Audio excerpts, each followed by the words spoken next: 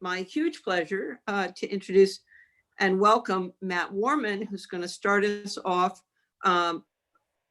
Matt comes to us from Boston Children's Hospital, and many would say he needs no introduction, but he will be talking to us today about the differential diagnosis of overgrowth syndromes.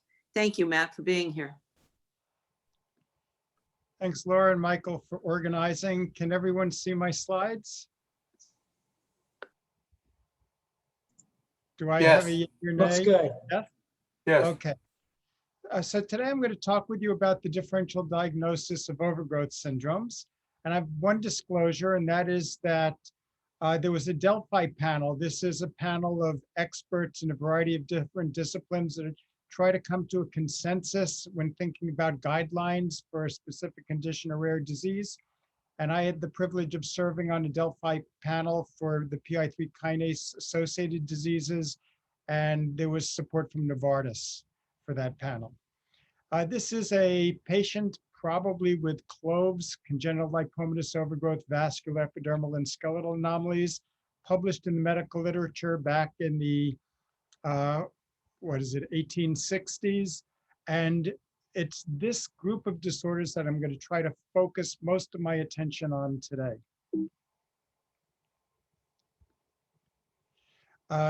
So I don't forget, I want to thank my colleagues, some of whom are shown here, in the Vascular Anomaly Center at Boston Children's Hospital, along with patients, families, trainees, and colleagues and collaborators around the world who are dedicated to solving and treating patients with the rare diseases I'm going to talk with you today.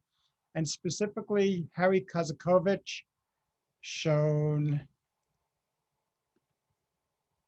here, John Mulliken and Ahmad, who might have been in the interventional radiology suite when this picture was taken, have shared some slides that I'm going to show you today. So when I think about overgrowth, I think about it in two different ways. There's the generalized overgrowth, in which you can be either long at birth or tall as you're growing, have a weight greater than the 95th percentile, have a head circumference greater than the 95th percentile, two or all three of these things. And the generalized overgrowths are symmetric in their distribution. So if your right arm is large, your left arm is going to be equally large. They can be recognized at birth, or they can develop postnatally. And sometimes they are recognized at birth and worsen postnatally. Most of the generalized disorders are germline in origin. And what I mean by germline is either they are inherited from a parent who may be similarly affected, or they came from a dad's sperm or a mom's egg that had a new mutation just in the germ cells.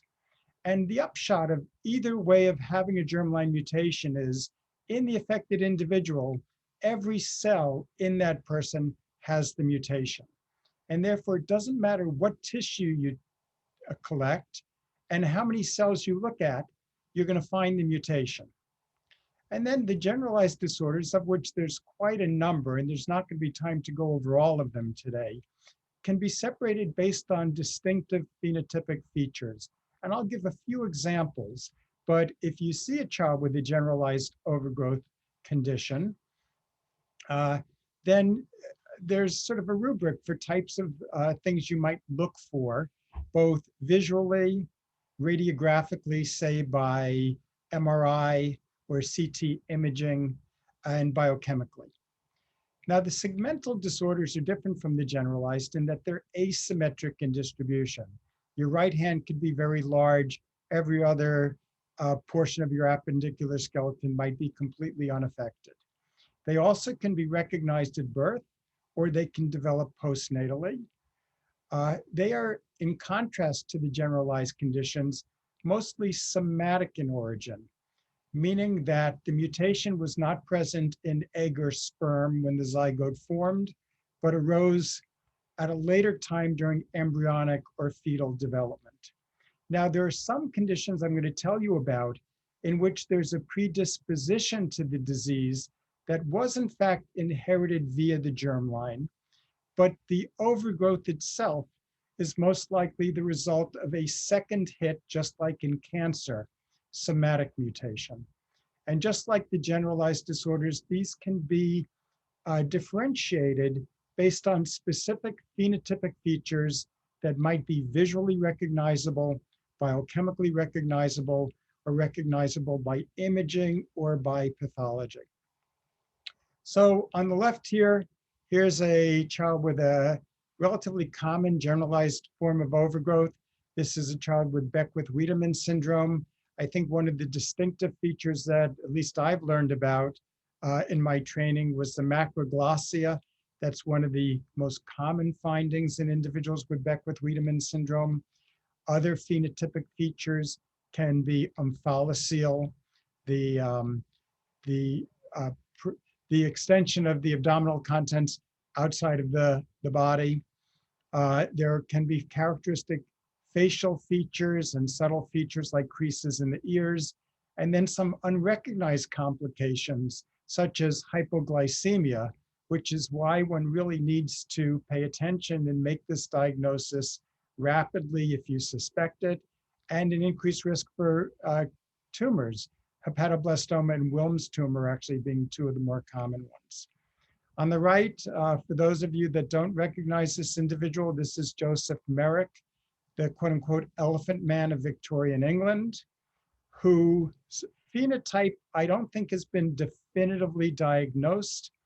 I think Les Biesecker and colleagues strongly suspect that he has Proteus syndrome.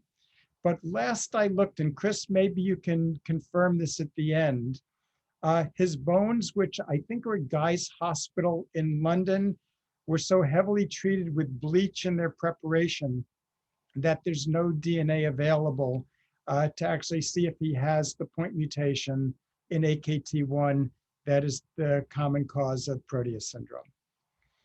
Here's another example on the left of a child with a generalized overgrowth condition. This is a child with Soto syndrome due to loss of function mutation in the NSD1 gene. There's a facial gestalt that I guess a good dysmorphologist, of which I'm not one, would be able to recognize having seen enough patients, and that's the relatively large head. These children are macrocephalic. The somewhat reduction of facial size as you get down towards the chin. Bitemporal narrowing, you can see on either side of the eyes. The temporal bones are probably a little bit close together. There's intellectual disability that is a common feature and developmental delay in individuals with Soto syndrome. On the right is another example of a child with or a person with a segmental overgrowth disorder. This is a patient of ours who has Clove syndrome, that congenital lipomatous overgrowth. I think you can appreciate that in lower extremities. And you can see the skeletal anomalies here. You can't see necessarily the vertebral involvement or the epidermal skin changes because they're not so apparent. Maybe a hint of one on this young lady's arm here. But again, more examples of generalized versus segmental. Here's an older individual with Soto syndrome, where again, I think that bitemporal narrowing and the macrocephaly are still present. And maybe the longer face, this facial gestalt that again, really good dysmorphologists would probably recognize very quickly upon seeing a young child with overgrowth and maybe some delay and go right to NSD1 testing for Soto syndrome. I see Uti Makatie is on. I don't know if Vladimir Kennis is on today, but this is on the left a patient that they published recently who has a natriuretic peptide receptor 2 point mutation that leads that receptor, which is active in growth plates, to become overactive. And as a consequence, individuals with this mutation, and this is one child in a family of, I think, 5 who were affected, is tall for his age, is a bit knock-kneed, and he and his siblings have this very particular overgrowth of the first toe relative to the other toes, although hands and feet tend to be large in these individuals as well. And I don't know that this is pathognomonic for an NPR2 mutation, because patients who have chromosomal rearrangements that lead to overexpression of the ligand for NPR2, a ligand called C-type natriuretic peptide, also have a very similar skeletal and overgrowth of the first hallux appearance. So it's maybe pathognomonic for alterations in the pathway, but not necessarily for a specific gene. And these individuals do not have intellectual disability, do not have obesity, they have skeletal overgrowth. So you can say this is generalized. I think you can see it as symmetric. The toes are also symmetrically involved, but to fit them on the slide, I'm only showing one. And here's a child with Bockenheimer syndrome, which is a large vascular malformation of draining veins in an extremity. I think you can see the actual swelling of the veins in this hand as it's in the dependent position. And the right arm is larger because of these veins than the left arm.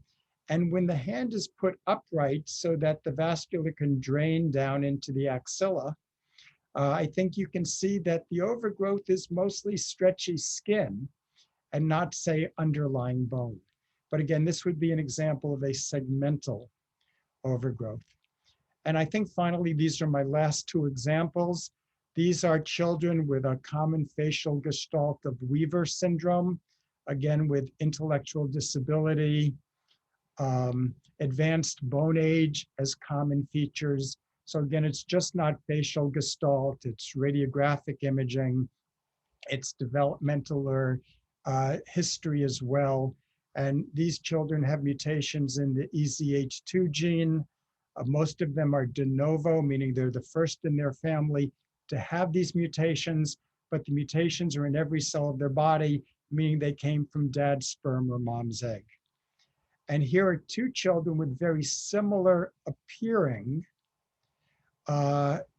stains, capillary stains on their skin, but with different genetic etiologies. This young person has Parkes-Weber syndrome due to mutations in the gene RASA1. He has capillary malformations on his skin, beneath his skin, and probably in his muscles and other parts of this overgrown lower left limb are arteriovenous malformations and fistulas that are causing excess blood flow and perhaps overgrowth of the tissues in the left lower leg. If one were to do Doppler ultrasound or magnetic resonance imaging, you would see that this is a high flow lesion. In contrast to this individual who has Klippel-Trenaunay syndrome, again with a capillary stain with some lymphatic component to it as well, skeletal anomalies, some macrodactyly on the contralateral foot as well. And this individual beneath the surface will have enlarged veins, not arteriovenous malformations, and on imaging would have a slow flow lesion. So even though visually these two legs look very similar, etiologically and clinically they're very different, and their management needs to be quite different. So I borrowed this from a nice review written by Katrin Tatton-Brown a few years ago on the generalized overgrowth disorders in which there is intellectual disability. And they have a cohort of, I think it's about 1,000 patients. And in that 1,000 patients, they've identified mutations in about half. Again, most of these mutations are germline mutations. You can see that in their cohort, Soto syndrome, NSD1 mutations are the primary driver for the phenotype. And then Weaver syndrome or EZH2 are also present. Newer genes that were discovered in the last 8 to 10 years, DNMT3A, I think this is called Tatton-Brown-Rahman syndrome. Rahman syndrome for HE1 genes are all in this group, along with Simpson-Galabi-Behemel, the glypican 3 gene, a few genes in the PI3 kinase pathway that I'll turn to when I talk about segmental overgrowth. Half of the patients still are lacking a diagnosis, whether they have mutations in these genes that have just not been found yet or will have new causes remains to be seen. Another thing that is worth pointing out for these generalized overgrowth syndromes is that many of the genes involved in overgrowth are involved in epigenetic regulation of gene expression. So either histone methylation or acetylation or DNA methylation. And not only is there overgrowth and intellectual disability, but for many of these gene mutations, there's increased risk of cancer as well. And so patients with these OGID, overgrowth with intellectual disability syndromes, really need screening. And not shown in this pie chart, of course, are Beckwith-Wiedemann syndrome, for which there's not intellectual disability, associated disorders like Marfan syndrome, in which there's skeletal overgrowth, CADASIL FGFR3 loss of function mutations, the NPR2 and the CNP overexpressing mutations as well, that would cause generalized overgrowth with other causes. Most of the segmental overgrowth conditions that I've shown you and that have been described today fall into three general pathways. One are mutations in the G proteins that work in conjunction with G protein coupled receptors, many of which downstream signal through the MAP kinase pathway. So GNAS, GNAQ, GNA11, GNA14, 4 different genes involved in this pathway can give rise to segmental overgrowth, always, to my knowledge, as the result of somatic mutations. Then there's the RAS MAP kinase pathway that gives rise to mostly, again, somatic mutations, although RASA1 germline loss of function mutations can be inherited from mildly symptomatic or asymptomatic parents, with the overgrowth again being a second hit in the RASA1 gene. So you inherit a predisposition, and then the overgrowth results from the second hit causing the gain of function. And then finally, the PI3 kinase AKT mTOR pathway, for which again, germline mutations in PTEN and mostly somatic mutations in PI3 kinase or AKT seem to drive a lot of these segmental overgrowths. So I've listed here the common conditions. I've left off a couple. I've left off neurofibromatosis, which can cause plexiform neurofibromas with overgrowth. So that should be added to this list. And some RAS mutations that have also recently been identified. But when I think about the common, and this is common to someone who gets referred around the world, patients with these conditions, because they're not that common in general practice. There's the PI3 kinase associated overgrowth spectrum that includes this congenital lipomatous overgrowth with vascular, epidermal, and skeletal anomalies, Klippel-Trenaunay syndrome, megalencephaly capillary malformation, isolated macrodactyly as a cause. And all of these phenotypes result from somatic mutations in which the enzyme PI3 kinase is overactive. So for those of you that don't know gene speak, hypermorph means a mutation that increases the function of the mutated gene. Beckwith-Wiedemann syndrome, when there's hemi-hypertrophy, frequently somatic mutations involving chromosome 11p. 11p, to remind you, is an imprinted locus. It has genes in the region coming from dad that are pro-growth, and genes in the region coming from mom that are anti-growth. Teleologically, you could think moms want to keep babies reasonably sized so that they don't die during childbirth, the moms that is. And dads want big offspring to survive well in tough times. So dads tend to keep the genes on in the chromosome 11 that they contribute to the fetus, and moms tend to keep those imprinting genes turned off. So there's many ways that imprinting can go awry. One way is you can get 2 copies of dad's chromosome 11 and no copy from mom, and that does happen both in the germline and somatically as a mitotic error. Or dad's chromosome 11 can just simply duplicate. So now you've got 2 copies of a pro-growth region. There's also point mutations that can turn off some of the genes that slow growth from mom, or that can misregulate the imprinting of this locus. So unlike point mutations that make a protein work better, which for the most part are missense mutations in the coding region of the gene, there's lots of ways that you can get an imprinting defect. And so genetic testing has to be specific for all those different ways. Cowden syndrome, which is not itself an overgrowth syndrome, but can be found in families in which there's also Bannayan-Riley Ruvalcaba, PTEN-hamartoma, and SOLAMEN syndrome, which are disorders associated with overgrowth, were all due to PTEN mutations. Typically, these mutations are loss of function. That's what an amorph means. Typical kill the function of the gene, inherited from the germline, with a somatic second hit when there's instances of overgrowth.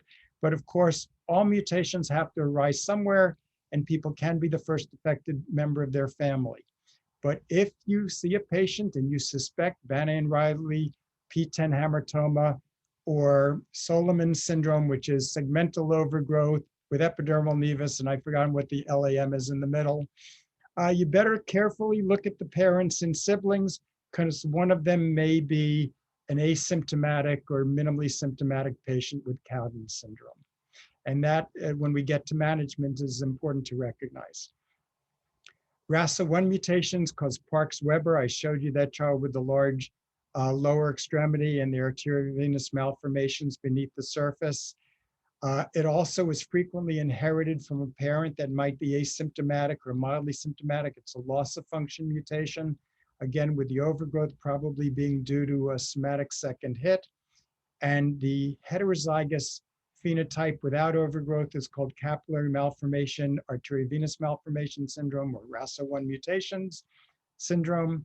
And that can have hidden lesions that are really important to recognize. So if you suspect Parkes-Weber, you got to carefully examine all other family members to make sure that there aren't carriers of germline mutations that are at risk for really devastating complications.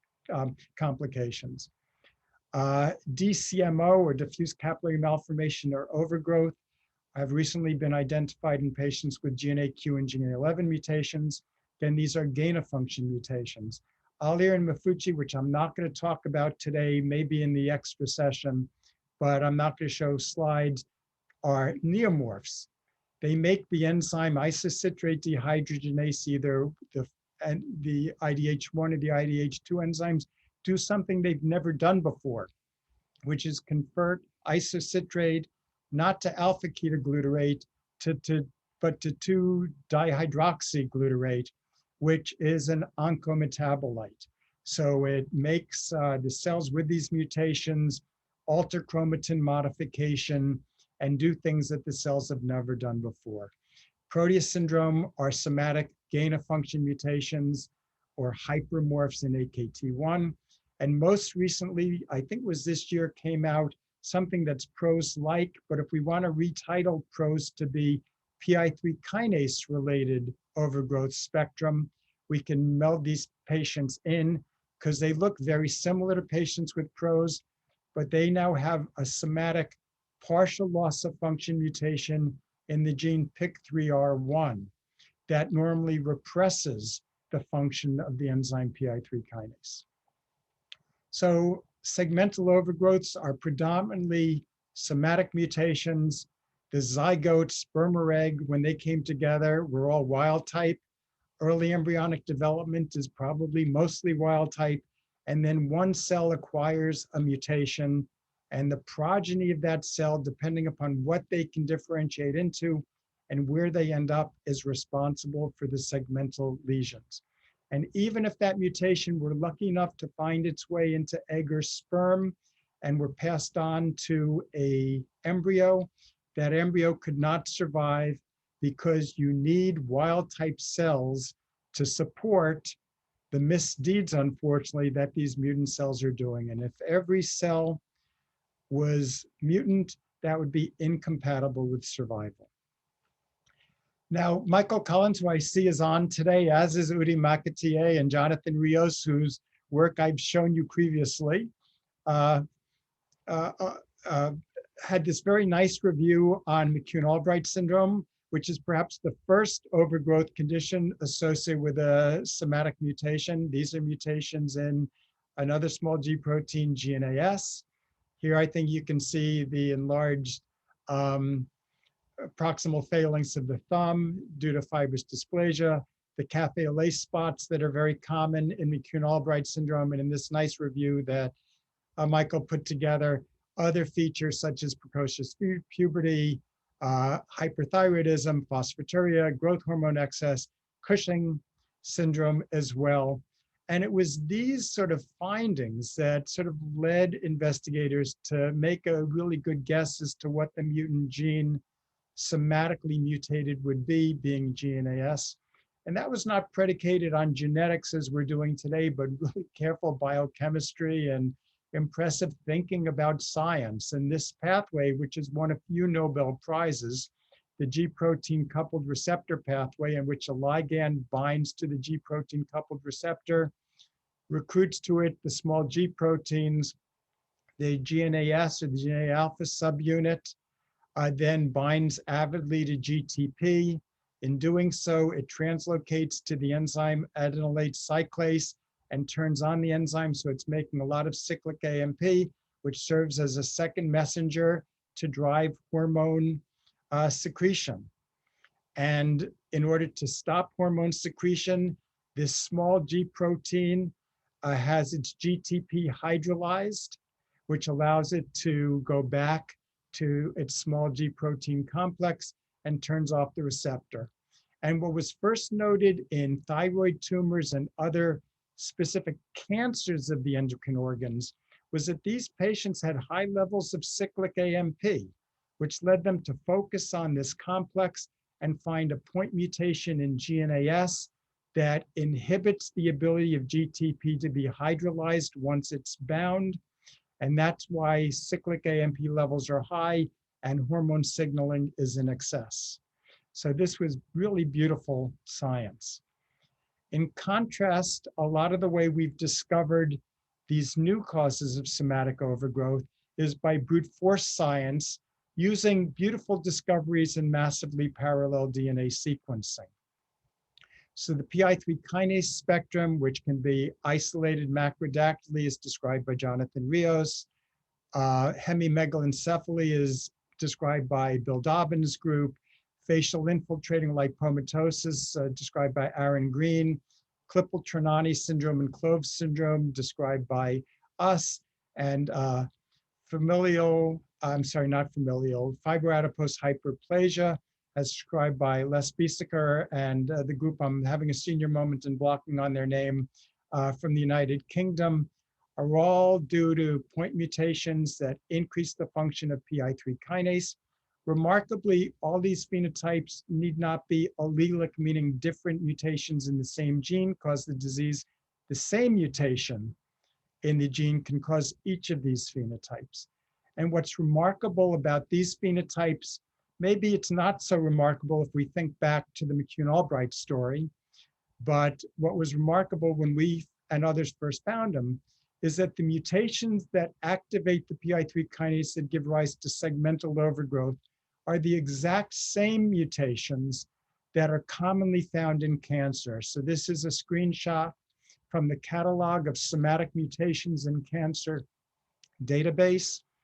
And you can see that this amino acid, a histidine at residue 1047 of the PI3 kinase protein, is mutated in about 10%. There's actually two mutations. It's too small here to see on the slide, but there's two mutations, each with a 5% incidence in common cancers, breast, intestinal, endometrial, and ovarian. Here are two other amino acids, highly mutable, glutamic acids at residue 542 or 545, Again, in aggregate, about 5% of all cancers. Now, because the same mutations are commonly seen in cancers, one can focus in on these mutations when one suspects PROS and do a very focused diagnostic test that's inexpensive. But there is here, you can see in the background, lots of other mutations found in cancer, and these other mutations also can cause PROS. So if when we're thinking about testing for PIK3CA related overgrowth, one might focus on testing for these commonly mutated spots first, and then secondarily go to another location. Here, just a reminder, Beckwith-Wiedemann and hemi-hypertrophy seen in this child with overgrowth of the lower extremity. That is not just soft tissue, but it's bony overgrowth as seen by this side-by-side radiograph of right and left leg. The most common cause of the hemi-hypertrophy is uniparental disomy. 2 copies of dad's chromosome 11 got into the cells of this lower extremity, whereas maybe the cells of this unaffected lower extremity have a copy of chromosome 11 from mom and a copy of chromosome 11 from dad. So this would be a somatic mutation, and if you're going to look for the cause, you better biopsy the affected limb, because the unaffected limb may not carry the mutation. Here I want to point out again the locus homogeneity for Cowden syndrome, which this mom has. She wrote a beautiful, elegant blog, which I highlight here, about being diagnosed with Cowden syndrome after her daughter was diagnosed with what I think is probably Bannayan-Riley Ruvalcaba. Interestingly, same mutation. Here, cognition is perfectly normal. I think this child has some intellectual disability. Frequently, children with Bannayan-Riley Ruvalcaba syndrome have autism, which unaffected family members with Cowden syndrome do not have. So whether this is just luck due to somatic second mutations or says something about this gene and genetic background still needs to be explored. What mom and daughter share in common is that they have macrocephaly. So when we get referred a patient that maybe has PTEN-hamartoma syndrome as seen here, or that segmental overgrowth due to second hit mutations, we always try to get photos and head circumferences on the parents because they may unknowingly have Cowden syndrome, and Cowden syndrome patients are at risk for malignant tumors. So they need to be monitored for malignant degeneration while we're focusing on their children who may have segmental overgrowth. Here is another photo of a child with Parkes-Weber syndrome, where I think you can see the capillary stain. What you cannot appreciate underneath the capillary stain that you need imaging to see is this very dilated, draining axillary and subclavian vein, and these very bright, well, I guess these are circumflex arteries in the upper extremity. So this is showing arteriovenous malformation. This is an MR angiogram, which is supposed to be highlighting the arteries, but the flow from the artery into the vein is so quick that the veins are lighting up too. And if one were to do Doppler ultrasound on this limb, one would see areas of incredibly high flow again, consistent with arteriovenous malformations and fistulas laying below the surface. And this is very important to appreciate because in addition to Parkes-Weber, RAS1 mutations cause this CM-AVM. Here is the capillary malformation in a patient with CM-AVM and not overgrowth. Could be the parent of this patient seen here. It's not in this case, but it could be. And these are pretty small lesions. Here's a 1 inch, 1 centimeter on the tape. So these are pretty trivial. They have this hyperpigmented area, and they tend to have, I don't know if you can appreciate the hypopigmented rim around them. Maybe it's better seen right here. And these are not appreciated unless you specifically look. But one has to look because in addition to having these AVMs and fistulas on the skin or beneath the skin, they can also have them in the brain and in the spinal cord. and that can cause sudden death or acute neurologic complications. RASopathies, point mutations in the RAS oncogene, the same point mutations commonly seen in cancers, can also cause capillary malformations with overgrowth and underlying arteriovenous malformations underneath, as again seen here in the right affected foot or leg compared to the left unaffected. I think you can appreciate how much more intense the MRA, magnetic resonance angiogram, is highlighting this vasculature compared to the vasculature in the unaffected limb. And then I think second to last are the capillary malformations with overgrowth. This is a patient with a GNAQ mutation that has Sturge-Weber syndrome. This is a person with DCMO, diffuse capillary malformation with overgrowth, with the GNA11 mutation. And here I just want to point out that if one were to sample tissue from this affected limb and look at cells, only about 10% of cells actually carry the mutation. They end up being the endothelial cells, but you wouldn't know that when you did a biopsy. And so one needs to use a technique that can look at lots of cells to find the mutation. And that's either sequencing lots of DNA and looking at individual DNA reads, or using a technique like droplet digital PCR, shown here, in which each dot is an individual DNA molecule from a cell that's been amplified and tested to see if it's wild type or mutant. And you can see here that there were about 1,500 rather, drops, and only 75 of them are mutant. So to find the mutation in 5% of all cells, a good 1,500 cells were tested. Proteus syndrome, gain of function mutation in AKT1 shown here. Again, pathognomonic findings. I think these cerebriform growths on the palms and soles of the feet being one of them. The ongoing growth as individuals age, another hallmark feature that distinguishes Proteus from cloves, in which the growth is not disproportionate and is progressive. Even though we think of this pathway, PI3 kinase turns on PDK, turns on AKT, turns off tuberous sclerosis genes, turns on mTOR, it clearly is not such a linear pathway, because here in this person with a partial loss of function mutation in PIK3R, which would lead to overactivation of this gene, the phenotype is nothing like what happens in patients with activating mutations in AKT1 that have Proteus syndrome. And the same thing for PTEN. PTEN lesions do not look like Proteus syndrome lesions, and they don't look like PI3 kinase lesions. So this is not as linear pathway as we think.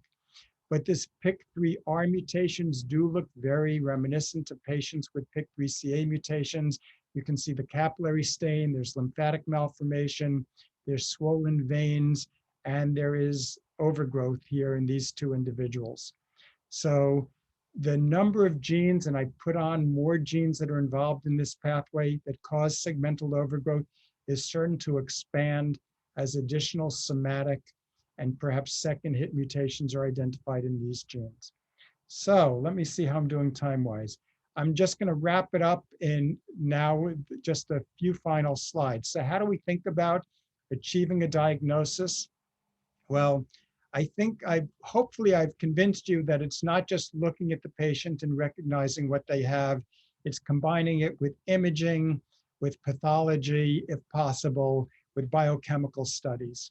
For the generalized diseases, you can do what's called a targeted gene sequencing, because there's probably about 25 genes currently known to cause about half of the cases of the disease. So there are panels that companies offer where they'll sequence just the genes associated with overgrowth to date, and that'll get you the answer an awful lot of the time, especially if you have a good idea of what the clinical diagnosis is going to be based on phenotyping. If you don't, then you can do whole exome, whole genome, chromosomal microarrays, because chromosomal rearrangements can cause overgrowth, and in the case of Beckwith-Wiedemann, epigenetic tests. And that will get you an answer a lot of the time. And you could sample just about any tissue because these are mostly germline and inheritance. So a blood test is sufficient to get a diagnosis. But if you've got a child that is overgrowing and doesn't have anything recognizable, don't forget the non-genetic causes such as pituitary hormone, or I'm sorry, pituitary tumors and other hormone secreting tumors that can result in overgrowth. For the segmental conditions, again, syndrome-specific phenotyping is important. You need to collect affected tissue in contrast to blood because it's only the affected tissue that contain the somatically mutated cells that are going to have the mutation in them. If you think about Beckwith-Wiedemann syndrome, if it crosses your mind, then you better test for it because of the hypoglycemia risk, because of the Wilms tumor and hepatoblastoma risks. If it looks like it's a PIK3CA mutation, you can do droplet digital PCR, a cheap assay first for the hotspot, these commonly mutated areas. Same thing for Proteus syndrome. There's really one amino acid that when mutated causes Proteus syndrome. Chris Orth can correct me if I've said that wrong in the discussion. And if you don't know exactly what the gene is, there are targeted genetic screening panels again. But in contrast to the generalized diseases, you need to sequence DNA from hundreds, if not thousands of cells to be sure that you're finding a mutation that might be low frequency. So when testing for somatic disease, make sure you get affected tissue. Affected tissue can be cheek swab DNA if there's overgrowth involving the mouth. It can be urinary sediment DNA if there's overgrowth infecting some of the internal organs. But oftentimes you need to biopsy, say a skin lesion or a lipoma or something that looks abnormal. And when you sequence, you're going to look for a mutation that might only be present in 1% of cells, which means you need to look at several hundred cells, or what's called deep coverage. And that would be for an exome 300-fold instead of the 60-fold that most companies offer, or for a genome 300-fold instead of the 30-fold that most cover. Finally, why is it important to have a precise diagnosis? Well, obviously, if you know what the patient has and you can identify a mutation, then you know what else to look for that might be beneath the surface. And that's really important for many of these conditions in which there's increased risk of malignancy because there needs to be prospective screening. It certainly improves genetic counseling. If it's a somatic mutation that can't be passed on, that may be a relief for the patient or for the parents of the patient. And if it's a mutation that was germline and passed on from an asymptomatic parent, that's important for that parent's subsequent pregnancies and for that parent's own health because there are risks for disease that may occur in seemingly asymptomatic individuals. And then finally, having a diagnosis tells you when to intervene surgically because we know something about the progression of disease, whether interventional radiology or pharmacologic management may be preferred over waiting and watching. And then lastly, I'm not a huge fan of the term PROS because it lumps patients with lots of different conditions together. Yet there are patients with Clove syndrome that have multi-organ involvement and multi-system involvement that really have different issues than patients with isolated macrodactyly. They both have PIK3CA mutations, but different needs. And patients and families really do like to connect with individuals who are facing similar concerns as them. And obviously for clinical trials, patients with Clove's will be dealt with differently than patients, say, with macrodactyly. Few examples of why it's really important to come up with a diagnosis. Here's a patient with Clove's. I think you can see the macrodactyly on one side, the vascular malformation on the other. So mutant cells have made it to both sides of the body. They also made it into her axilla. And this is a huge subclavian and axillary draining vein with a venous malformation beneath.